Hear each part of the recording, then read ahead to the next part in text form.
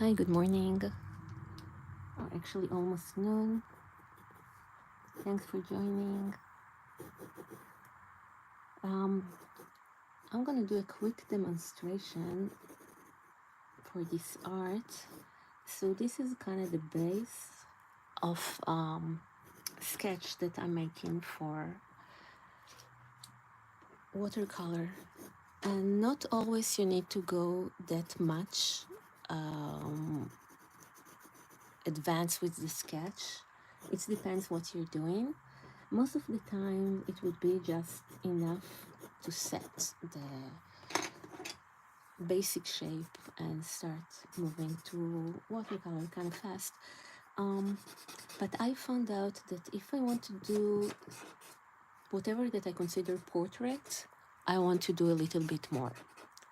So this is portrait in my eye because this is a pet painting. Every time I do pet painting, it doesn't need to look like a generic animal, in this case a hedgehog.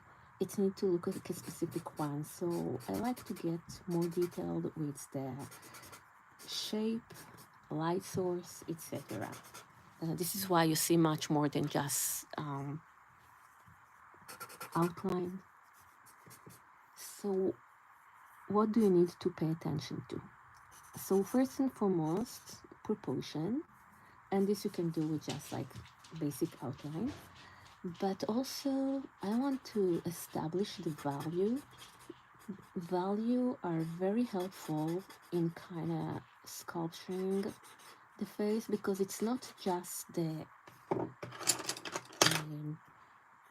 getting the proportion right, it's kind of building it right. Okay, so I would have the right shape, and even if like I say like the proportion of the eye, this is the right location, the nose is the right location, if the shading wouldn't get you the right shapes, then you wouldn't be able to tell which character it is. So let me show you the difference. So this is, as I say, this is a pet portrait. This was just like a hedgehog that I was painting before. So as I say, generic, personal. I feel the same thing when I do any pet portraits, especially dogs. I place much more detail to get the right consistency, the right shape, the right marks for each and every character. So I'm starting with number H. So you see most of my mark would be with number H. So the graphite is hard, it's lighter. And then the more I want to create shading, the more I would shift to 2B. 2B are better if I want to create all kind of blend. Okay, so I marked over here some, and then I'm blending it.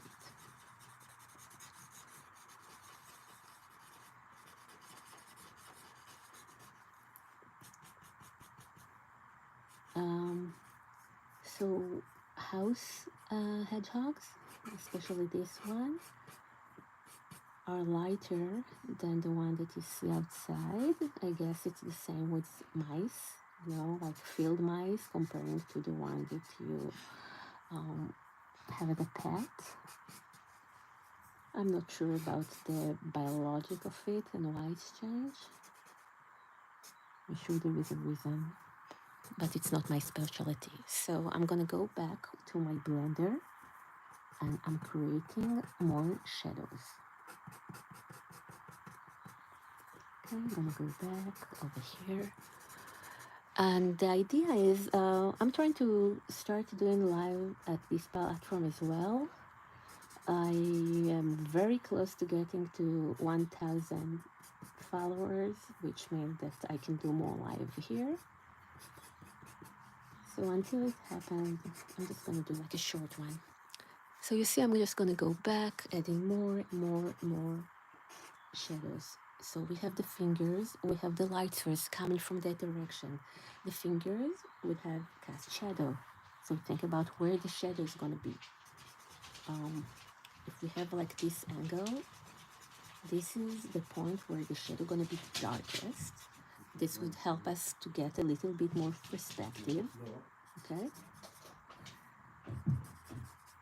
And then from this darker area of the shadow, that is a cast shadow, we're gonna get a little bit softer.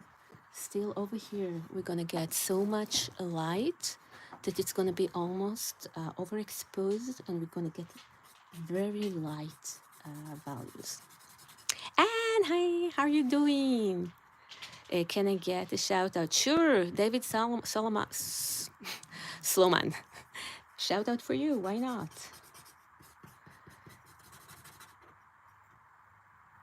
This is alive right now, so I can talk to you and interact with you. Until now, I mainly posted short, so you would see the difference. And sorry, I didn't even realize there are people over here. I was just talking to myself. So welcome to the chat. Welcome here. Thank you for joining. This channel is about watercolor. Most of the time, I go really fast to watercolor. As I said, when I do portraits, doesn't matter if it's an animal, pet, or a human being, I give you a little bit more of the sketch. This is what I'm going to do today. And tomorrow, I'm going to add the watercolor. Okay, focal point. Let's talk focal point. Obviously, I want this to be a focal point, but I find this so endearing, this relationship, the tenderness between the hands that holding this very helpless creature. So I want to give a little bit more focus to the hand itself. It's always a very delicate balance between how much details you want to add to the surrounding, and when it is too much, that adding all of those details would take away from the focal point. And it's a lot of trial and error. I can tell you that even now, with all my experience, sometimes I get overwhelmed with the background and adding too much detail, and then I step back and I look at that and like, great, so the details of the background look great, but I lost my focal point. And as an artist, I want to say something, even with something like this. I want to say something, and if I don't have the focal point, I'm missing it. I can tell you many times, especially with watercolor, that I spend a lot of time to create a background, and then I felt like it's taking too much. I just went back and kind of blur it just to get the right focal point to the right spot. So I don't know if you're a beginner, if you just like art, but all of this stuff of thinking about composition, thinking about focal point, thinking about what are the tricks that you can use to make it happen, to have your saying coming across. All of this is like what makes art art. I don't know, I hope you don't feel like I'm babbling. Okay, now again, light is coming from here. Actually, I think that I'm gonna go lighter over here. So what do you do if you got like, I'm just gonna demonstrate, okay? Let's say that oh God, I got so happy with getting shadow. Oh crap, too much shadow. You just use it is like doing like negative space. So I am gonna use my kneaded eraser, and this area need to be light, right? So I'm creating highlights like that. Okay? And this is why I'm saying you might really want to create the value right there in your sketch. And it's very helpful later on, especially if you are working with watercolor like I am. if you're doing a lot of blending and don't leave a lot of marks of like graphite marks, so what am I saying? This would be blending, right? Thank you, Anne. I have to call you Anne. I need to get used to Danny. So this is soft blending, okay? This is one way to create shadow, but I can do also like hatching, okay? Like this. I would say this area I need to have shadow. So you get a lot of like fine lines. This would be great to leave it as is if you just want to create a sketch. But if you want to do watercolor, many times if you have like too much of a strong lines, it would stay like that the moment that you add water. However, if you go back and you create blend, I can't show you right now because I have much more to do before I'm starting to introduce the watercolor to this, but I'll show you tomorrow how you add water, and all of this all of a sudden become like think about it, it's like watercolor pencils. Okay, so blending would mix with your watercolor, looking for more value. We have the nose, it's black, however light coming, I'm gonna come here, gonna have a little bit of areas that is darker, and the nose casting shadow over here. So I'm using my 7B, which is a softer graphite, which means that it's darker. You don't want to start using your dark soft from the beginning, because it might cause a little bit too much of a muddy feel. So as I say, I'm being careful.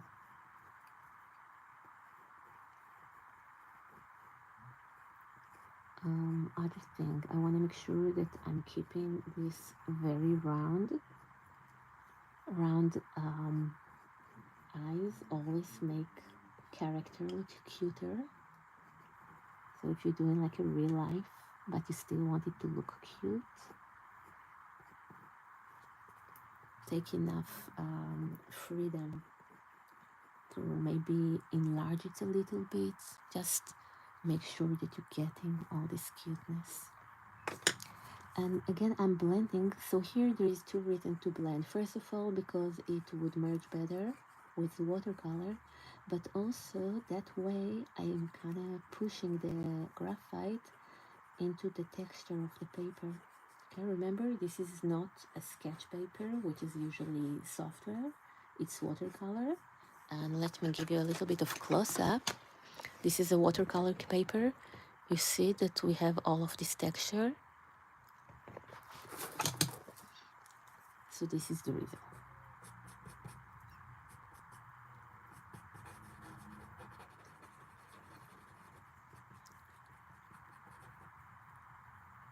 Simon, thank you so much. And thank you for being here.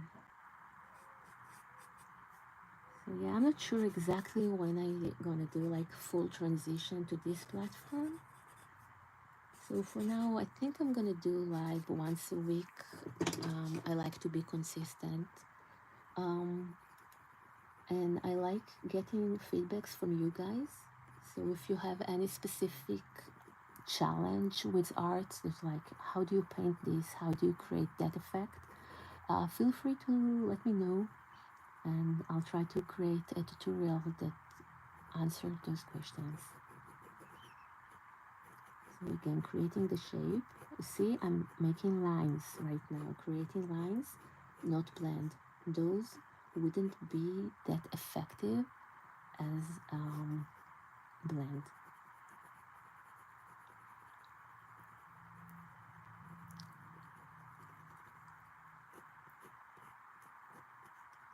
And you can see I'm trying to create like shorts on this platform, so you would have like very much fast forward. But if you have any thing that I haven't answered, or something that I did fast forward and you want to know how it works, again, feel free to ask. So I need better lines over here, better control. So what I do, I try to start sharpen it, but I really like using sandpaper. So you see what I'm doing? I'm kind of creating a very sharp tip that would help me to get better control. Any advice for people trying to get into watercolor? Drawing skill, I would definitely say that you want to make sure you got drawing skill, because as I said, I can get away with drawing. Like if you get drawing with all the value, after that you can really get away with just getting very soft washes and kind of emphasize your colors with the graphite. So it's like gonna be like some kind of nice transition if you're doing that. However, while saying this, it depends what you're doing. I did a few tutorials. Maybe I need to upload it here. I did a few tutorials of how to start working with watercolor. And if you are not drawing, I really recommend do abstract, because it would give you the opportunity to explore all that watercolor can be without being judgmental about, oh, it doesn't look like the shape that I was trying to make it look, if it's make any sense, right? Because if you start doing watercolor of some figure and your drawing skills are not that strong yet, you might be caught in your head and just like, oh, it doesn't look like it, so I suck. And then you forget that sometimes just using this medium can be amazing. So I can show you. Okay, so this is something that I needed to learn how to draw, obviously, but it's a lot about watercolor. Sure. And thank you for being here. I'm not sure that I posted it here. If not, I'm gonna post it later on, okay?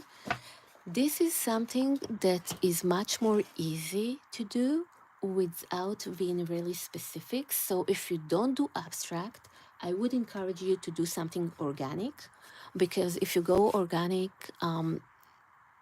the details are not that important, because while you have a very much of a structure when you do characters, when you're doing architecture, if you're doing anything that is like definitely shaped, like one of my characters, okay, I'm a children book illustrator. When you do something like this, oh, maybe you need to kind of play with perspective, but you can get away with a lot with just doing this amazing watercolor effect. And I want to show you again. Okay, so you can see a lot of, we do wet into wet. We play with direction of the bleeding, because watercolor can bleed like this and create this cauliflower, but it can also create this illusion of reflection just by letting the watercolor bleed it down. So yes, drawing skills are super important, but it doesn't mean that you can't start practice your method. You can start practice. And I feel that this is the right thing to do with any medium. I love acrylic, but I was a little bit too heavy with self-judgmental on myself. And then I started doing abstracts, and just let me explore the medium, just enjoying it, being in the moment. That was so much benefit to the learning process. And you know what? I wish that teacher would do it more. Sure. And you know, Simon, all of us, each artist have their own method or approach, and I know that you heard it probably so many times before, there is no right or wrong, but it actually is. There is no right or wrong. Yeah, it's a cliche for a reason. Okay, so look at your fingernails. There is a strong cast shadow where the finger meets the nail. So what I'm doing is taking my 7B, which is the darker area, and looking for those areas. I'm not contouring, I'm just looking for area that the cast shadow would be the strongest. Now, if you do an abstract, I definitely encourage you to try to be consistent with the light source. It's such a good practice if you do so.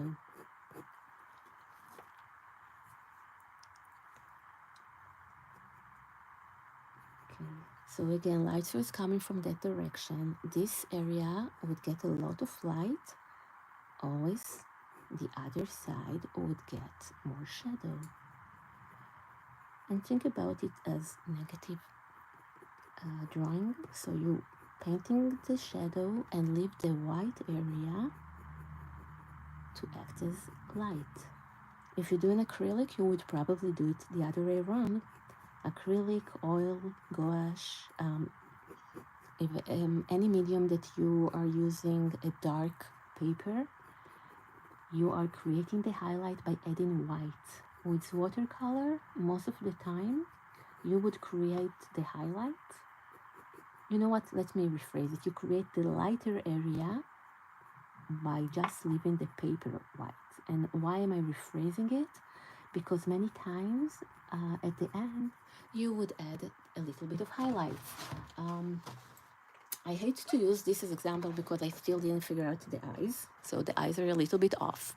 But you can see that there are a lot of area that I leave the white to be white, but it doesn't mean that I didn't use lighter area to create highlights. You see? This is actually white on top of it. I'm from California. I don't know if you mean where I'm right now. I live in, for the last 25 years I'm here. But I was born and raised in Israel, so this is where my accent is from. When did I start doing art? When I was 5, like many artists, never looked back. My degree is in graphic design, not in art, but I felt like I got enough fundamental with graphic design and with all the art 101 that gave me the opportunity to be an illustrator. So I like doing both. I like to design. When I do children's book illustration, I do the entire thing. I also do the book, the design, the layout, everything that it's not proofing, like text proofing. And yeah, feel free to distract me. So when I go, usually I do TikTok, and I don't know if Anne is still here. We're doing a lot of chit chat because this is the best thing about live. You get to actually ask questions, and it's not like you just see what the artists want to show you. You might have different questions, and you might curious about something that I didn't describe. So always feel free to distract me. And this is why I'm trying to keep up with comment, even though sometimes I get a little bit too into the moment. Colombia, hey. Nice to meet you. Yeah, so I usually on TikTok 6 a.m. California time. And we'll see, like, I want to try to explore some different social media. Not sure yet. And every new social media that you try, obviously it's a process until you gather enough followers, etc. So again, strong light source coming from here. We're almost gonna get like disappearing edges over here. So I'm just like creating a very soft value. Now, my blender already have a lot of graphite and I want to have like software value over here. So what I do, instead of using my blender, let's see if I have clean one. So I'm just using a blender that is cleaner because I really want it to be soft, soft, soft, soft, soft.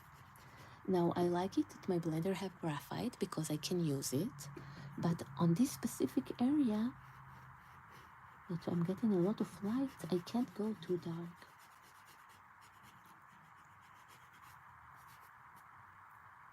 Okay, over here as well. So the shadow, the cast shadow, the stronger it is next to the object, but then the edges need to get blended. We want to get more of gradient. Okay, here again, strong cast shadow, strong cast shadow. This would almost contour. And this is another thing, when you're doing watercolor, traditional watercolor and sketch, you are gonna avoid contouring. Contouring is mainly for like comics, anime. This style is wonderful with contouring.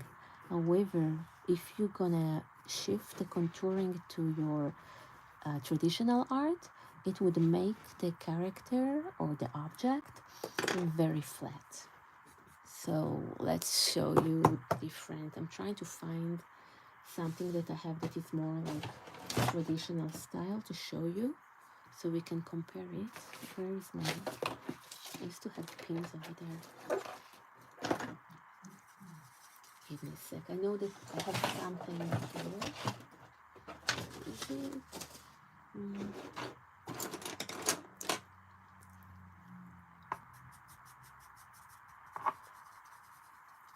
I mean, I have something in print, but it doesn't have enough contour to kind of show you what I mean. Let's just use like, this is like a game card, okay? So you can see the contour. You have a flat color and contour. This look flat. Now comparing to this, you don't have any contours, okay? This guy's got the shape, you got soft edges. It's not like we have like outline that describe where the object start or end.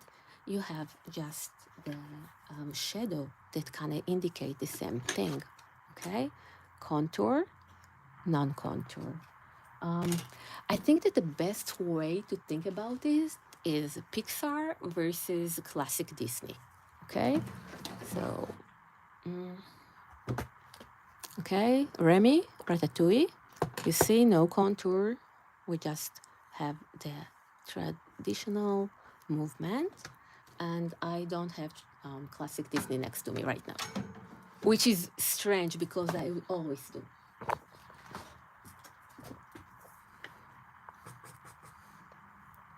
I mean, I have Stitch, but it's not contouring. Always have Stitch next to me. It's Stitch and Eeyore and Minions. Have to stay young at heart.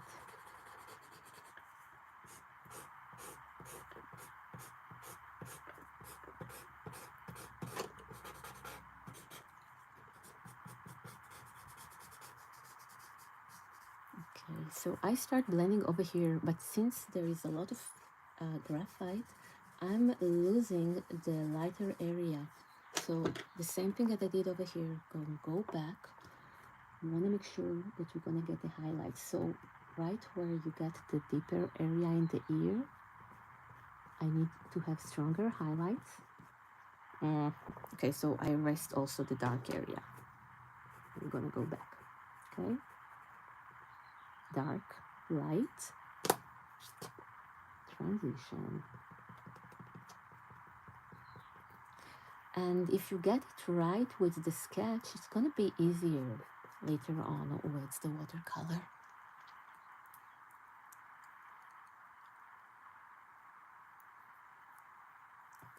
Okay, kneaded erasers are wonderful. They are very cheap, and the moment that you kneaded the eraser, you get rid of the graphite, and you can continue starting this. You can shape it. You can, if you want to remove like entire area of value. I'm trying to see a place that it wouldn't hurt the. I'll do it again, okay? Just for you to see. I can just press it against the canvas and lift it, and ta-dam, you see? And you don't need to start doing the erasing motions, because then it would hurt the surface of the watercolor paper. Okay, this is it for today. Don't forget to check my page. I'm gonna be tomorrow at TikTok again, but I'm planning to start doing more live over here, and I'll post about it. So thank you for being here. Hope you learned something, and I'll see you next time. Bye, guys.